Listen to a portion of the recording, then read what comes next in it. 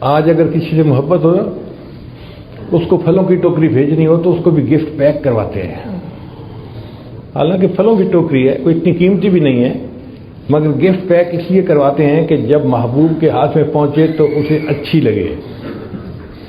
بالکل اسی طرح جب مومن کے دل میں اللہ کی محبت بھر جاتی ہے، وہ بھی اپنی نمازوں کو خشوع و خضوع کے ساتھ گفٹ پیک کر کے اللہ کے پاس بھیجتا ہے کہ میری یہ نماز اللہ کے پاس پہنچے تو میرے مالک کو پسند آ جائے۔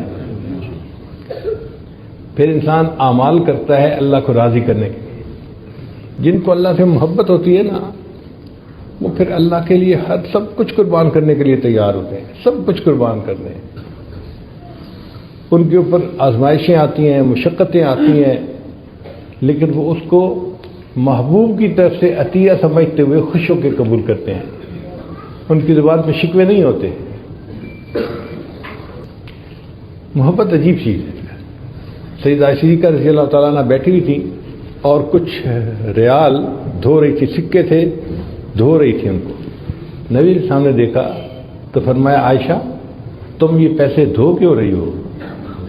اے اللہ کے حبیب صلی اللہ علیہ وسلم، میں نے آپ کی مبارک زبان سے سنا ہے کہ جو بندہ اپنا مال اللہ کے راستے میں خرچ کرتا ہے تو سوالی یعنی مانگنے والے کے ہاتھ میں جانے سے پہلے وہ پیسے اللہ کے ہاتھ میں پہنچ جاتے ہیں۔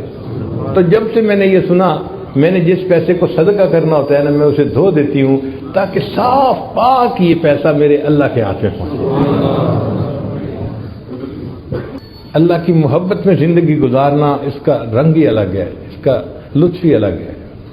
ایک نقطہ یہ بھی سمجھ لیجئے کہ محبت کی ابتدا بندے سے نہیں ہوتی، اللہ کی طرف سے ہوتی ہے۔ جب بھی کوئی بندہ اللہ سے محبت کرتا ہے نا، اس کا مطلب یہ کہ اللہ نے اس سے محبت کی، اب یہ اللہ سے محبت کر رہا ہے۔ یحبہم ویحبونہ، اللہ قرآن میں فرماتے ہیں کہ اللہ ان سے محبت کرے گا، وہ اللہ سے محبت کریں گے۔ تو اللہ کی طرف سے محبت پہلے ہوتی ہے اور بندے کی طرف سے بعد میں ہوتی ہے۔ تو اگر ہم اللہ سے محبت کر رہے ہیں تو ابتدا کدھر سے ہوئی؟ اگر اللہ نہ چاہتے تو ہم پتہ نہیں کہاں بھٹک رہے ہوتے۔ اگر یہ نعمت ملی ہے تو عنایت کی نظر کس کی ہوئی؟ اللہ کی ہوئی۔